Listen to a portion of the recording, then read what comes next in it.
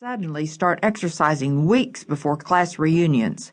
Former obstinate spouses desperately agree to counseling when they realize their partner is considering divorce. Employees agree to take the training when they realize that if they don't learn the skill, they'll be replaced. Deadlines get people moving. I sat next to a university professor on an airplane a while back. She had accomplished a great deal in her life.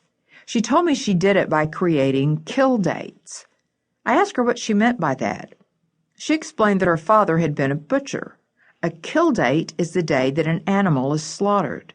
When you're in a meat market, you can look at the kill date printed on a package of meat to see how fresh it is. I decide when I'm going to kill my project, she explained. I force myself to hit deadlines. Last week, for example, I told our dean, I'll have this project to you by Thursday afternoon at 2. By setting that boundary, I made myself accountable to finish the project by 2 on Thursday. The dean suddenly expected me to meet my arbitrary boundary, and because I knew that deadline was in effect, I lived up to it. Now note that the dean did not expect the work to be finished by any particular time until the professor set a specific moment in his mind. After she created the deadline, however, the dean counted on her to get the work finished and turned in on time. And because she had that deadline, she did.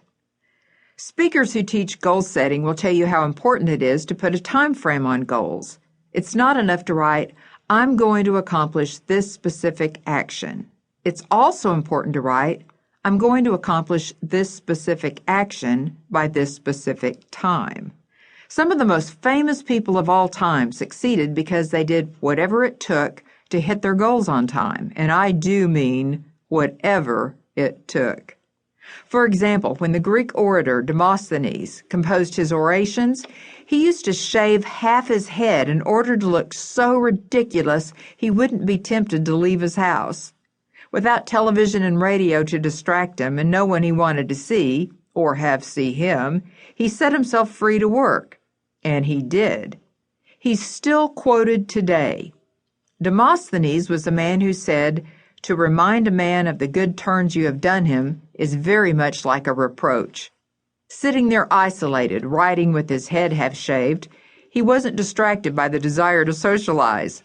And I'd wager he missed very few deadlines. Neither, I bet, did Victor Hugo, the man who wrote the historical French novel Les Miserables. Hugo did something even more startling to make sure he finished writing projects on time.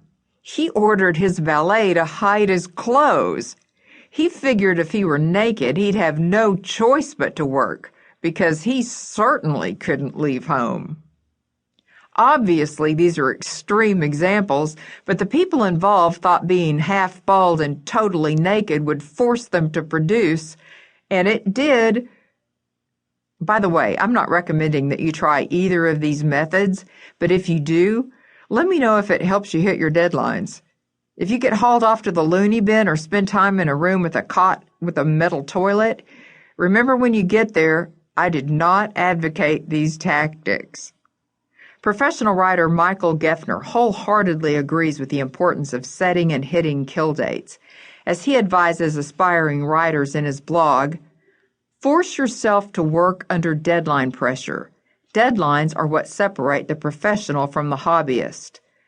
Pros can't wait for inspiration or an act of God to propel their creativity, he writes. They write because they have to, because someone on the other end is waiting for their work.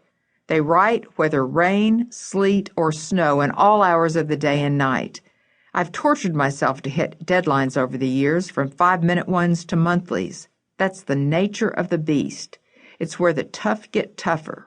So, either get assigned to something with a due date or create an artificial one, he advises. If nothing else, it's good practice to see how well you function in such a situation.